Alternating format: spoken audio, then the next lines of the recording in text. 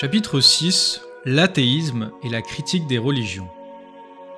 La science donne le sentiment qu'on n'a jamais fini de percer les secrets de l'univers, et que plus on le connaît, plus on recule les limites de la science. On se rend compte que, finalement, comme le disait Socrate, on sait qu'on ne sait rien. C'est pourquoi Louis Pasteur note que un peu de science éloigne de Dieu et que beaucoup de science y ramène. Un peu de science éloigne de Dieu parce qu'on se croit savant, on est fier d'avoir fait une petite découverte. On devient orgueilleux et on voudrait se passer de Dieu. Beaucoup de science ramène à Dieu car, comme dit Einstein, dans l'univers inimaginable se révèle une intelligence infiniment supérieure. Voici le témoignage de Lambert Wilson, le célèbre acteur. Citation. Le journaliste. Croyez-vous qu'il y a quelque chose après la mort ? Lambert Wilson. Mais bien sûr que oui. Ce n'est pas moi, petit humain perdu dans l'univers, qui vais décréter péremptoirement qu'il n'y a rien. Devant la création, je suis béat d'admiration. J'ai été élevé à la campagne, j'ai observé la nature. Comment ne pas penser qu'il y a à l'origine de tout cela un projet, une intelligence supérieure ? Nos vies modernes, sophistiquées, nous empêchent de voir la beauté du monde. Nous sommes totalement aveuglés. Nous avons d'immenses connaissances technologiques, mais dans le domaine de la spiritualité, notre degré de conscience est si pauvre. Fin de citation. Je ne crois que ce que je vois. Nous avons appelé Dieu l'être ayant l'être par lui-même. Nous avons montré que cet être était nécessairement à l'origine de la matière et des autres êtres. Par définition, Dieu n'est donc pas de la matière car la matière n'a pas l'être par elle-même. Elle a un commencement et elle meurt ou se modifie complètement en vieillissant. Si Dieu n'est pas de la matière, on dit qu'il est immatériel. Il est donc invisible aux yeux de chair. Un être immatériel est un esprit. C'est pourquoi on ne voit pas Dieu, à moins qu'il ne s'incarne ou qu'il ne prenne une enveloppe matérielle, car étant l'auteur de la matière, il a tout pouvoir sur la matière. Heureusement, on ne voit pas Dieu avec les yeux. Sinon, cela signifierait que Dieu est perceptible par les sens et que donc, il est matière. Et si Dieu était matière, il ne serait pas Dieu. Si vous dites « je ne crois que ce que je vois », cela signifie que vous souhaiteriez un Dieu matériel de type mythologique, ou un Dieu assimilé à une statue ou à un veau en or. Un Dieu facilement localisable, qu'on puisse toucher. Cette expression « je ne crois que ce que je vois » semble très moderne et scientifique, mais en fait, elle nous ramène au début de l'humanité. Tous les peuples primitifs se faisaient des dieux à leur mesure, qu'ils pouvaient voir et toucher, sauf curieusement un petit peuple qui ne croyait qu'en un seul Dieu, de nature immatérielle et spirituelle, au point qu'on n'avait pas le droit de le représenter pour montrer qu'on ne pouvait pas le voir avec les yeux. Ce peuple s'appelle le peuple juif. Il ne s'est pas inventé sa religion. Elle lui a été révélée. Le livre de la Genèse retrace l'origine passionnante de ce peuple qui remonte à Abraham. La formule « je ne crois que ce que je vois » est donc trop restrictive, car les yeux ne voient pas tout. L'intelligence est invisible, et pourtant, elle existe. Dieu de même est invisible, mais existe. La démarche scientifique utilise davantage le raisonnement que la vision directe. Ainsi, la rotondité de la Terre a-t-elle été prouvée avant même que la conquête spatiale ne montre une Terre ronde. La physique utilise l'électron sans jamais l'avoir vu concrètement. De même, l'existence de Dieu peut se prouver par un raisonnement qui explique que l'effet, c'est-à-dire la création, a une cause, c'est-à-dire un créateur, appelé Dieu. Faut-il être croyant pour admettre l'existence de Dieu ? La question de l'existence d'un créateur, et donc de Dieu, ne relève pas en soi du domaine de la religion, mais d'une partie de la philosophie, qui s'appelle la métaphysique.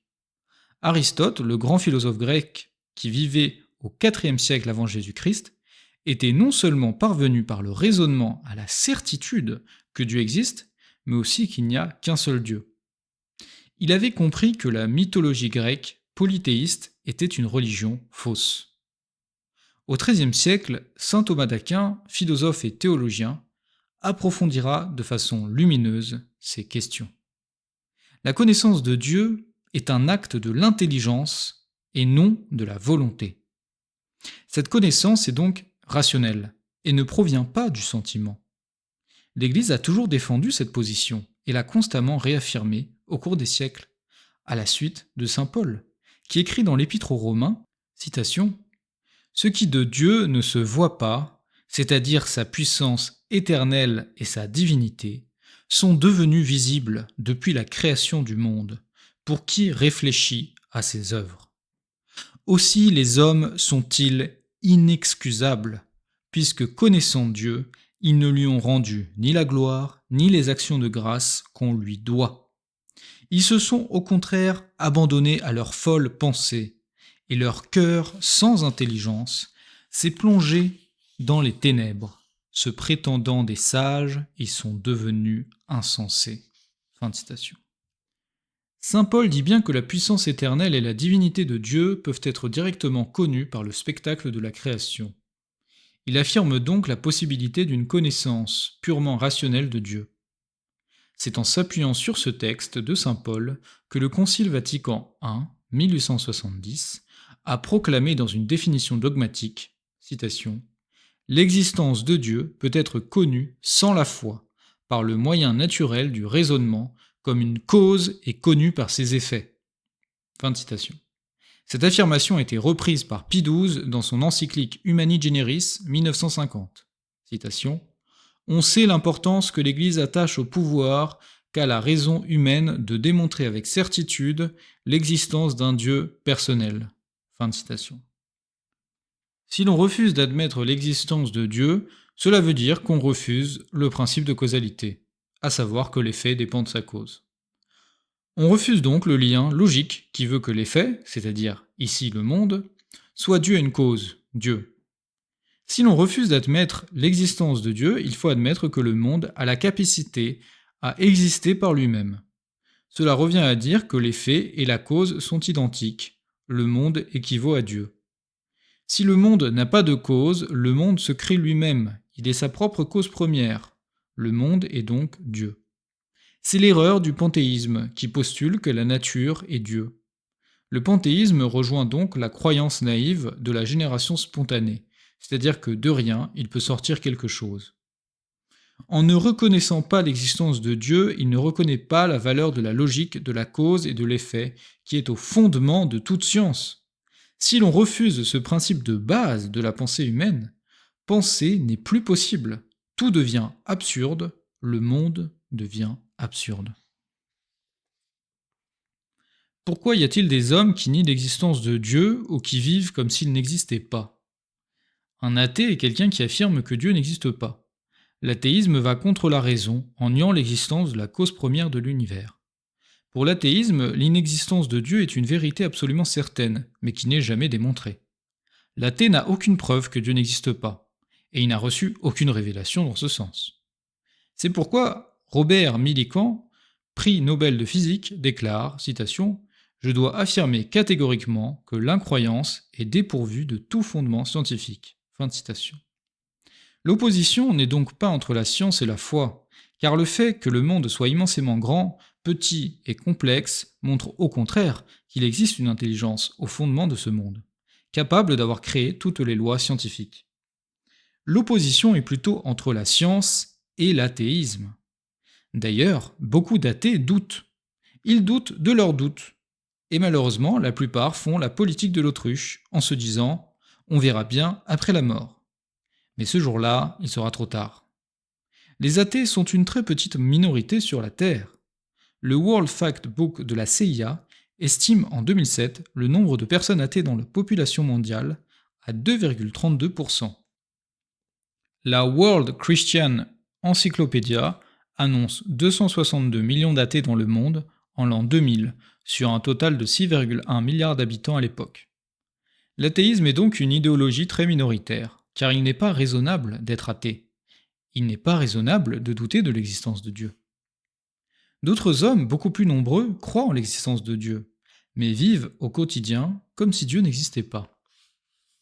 Voltaire, par exemple, ne niait pas l'existence de Dieu, et il en a résumé la preuve décisive. Citation : « L'univers m'embarrasse, et je ne puis songer que cette horloge marche et n'est point d'horloger. » Fin de citation. Pourtant, Voltaire est hostile à l'Église, à ses dogmes et à toute vie chrétienne.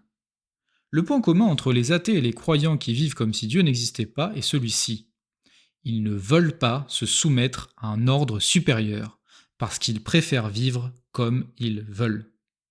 Si l'on vit comme l'on veut, le problème est, comme dit saint Paul, qu'on ne trouve pas le bonheur, mais l'esclavage des vices, sans compter l'inquiétude de ce qui se passera après la mort.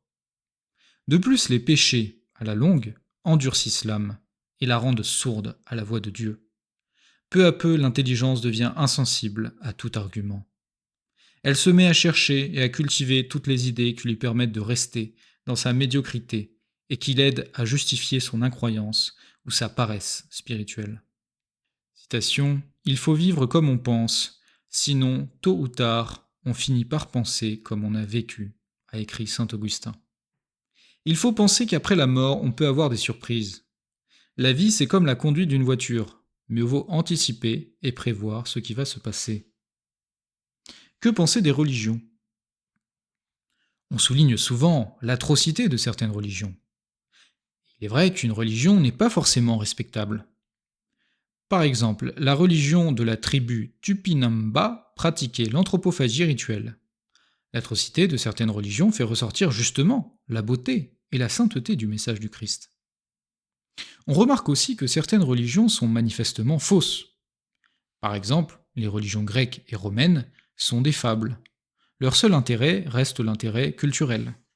Ce sont les histoires de la mythologie à laquelle plus personne ne croit. De la multiplicité des religions qui se contredisent toutes, on tire la conclusion que la notion de religion est sans fondement. C'est plutôt la conclusion opposée qu'il faut déduire.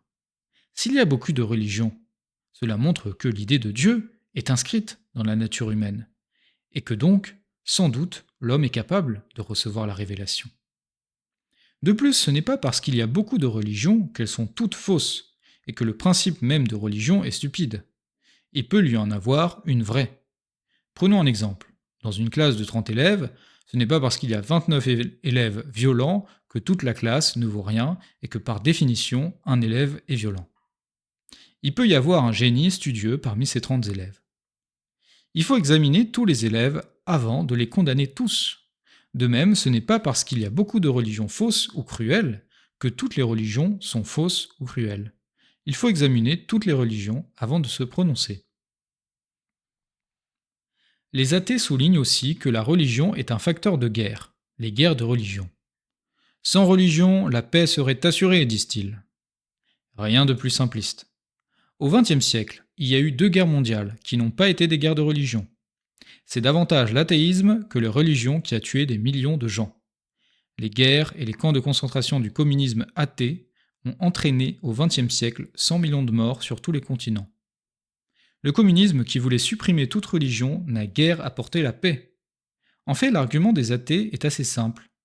Si on supprime les religions, il n'y aura plus de conflits religieux. Mais alors, on pourrait aussi proposer de supprimer les idées, la pensée, la culture et l'intelligence, afin de supprimer les conflits. Si plus personne ne pense, on est tous d'accord. On voit que le raisonnement des athées tourne court. La vraie solution n'est pas de supprimer toute religion ou toute idée, mais d'examiner la pertinence de chaque religion, de chaque système de pensée. La question est de savoir si parmi toutes les religions, il en est une qui est vraie.